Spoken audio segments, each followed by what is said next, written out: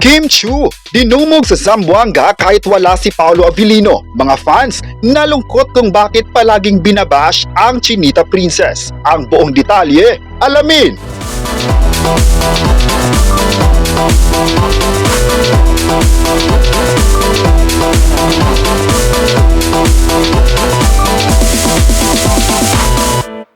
Nakakaluka ang eksena ni Kim Chiu sa Zamboanga para sa pop-up store ng House of Little Bunny.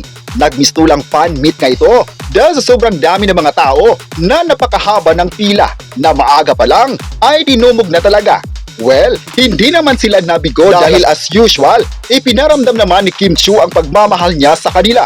As in, bumaba talaga siya para lapitan ng mga taga-Zamboanga na nagtiyagang pumila para makabili ng bag niya at makita, makamayan at makaselfie siya. Kitang-kita nga kung kaya lang pagbigyan ni Kim lahat ng mga nakapila para makaselfie siya nung oras na yun ay gagawin niya para sa lahat. Pero inawat nga siya ng marshal dahil masyado nga maaabala ang opening ng pop-up store kung puro selfie ang mangyayari. Pero wala ngang katapusan ng pila ng mga fanay na gusto talaga siyang makaselfie. Meaning, pagbibigyan at pagbibigyan talaga ni Kim ang mga fanay na bumili ng produkto niya at nag-aasam na makaselfie ito.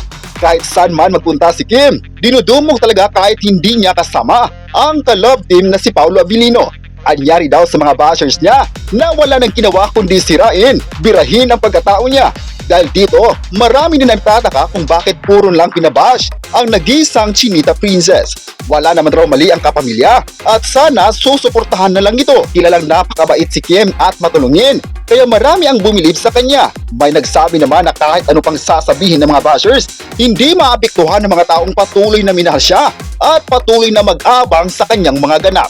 May mga fans naman na nagsabing kahit ilang pamabash pa ito, hindi nila iiwan ang napakabait na Chinita Princess. Deserve naman itong susuportahan dahil mabait at napaka-humble nito. Matapang din ang kapamilya actress dahil kahit binabash siya ngayon, hindi siya nagpapaapekto sa mga bashers at nasa isip niya lang ang magpasaya ng mga fans at viewers. May nagsabi naman na sana ihinto na ng mga bashers ang pagbibigay ng negatibong komento kay Kim Chiu dahil hindi naman nakakatulong ito sa lahat.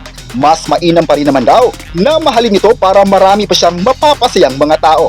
Sa It's Showtime naman ay maraming mga fans ni Kim Chiu ang nagsabing wala namang mali ang actress dahil alam nila na isa lamang itong joke. May nagsabi naman na the best raw si Kim Chiu bilang host kaya marami sa mga tao ang gustong kunin pa rin siya. Hindi naapekto ang issue sa kanya at never matitinag ang nag-iisang Chinita Princess. Kayo, ano ang masabi nyo na mas lalong minahal ng fans si Kim Chiu? I-comment na kung mahal mo ba ang Chinita Princess at huwag kalimutang i-subscribe ang ating YouTube channel.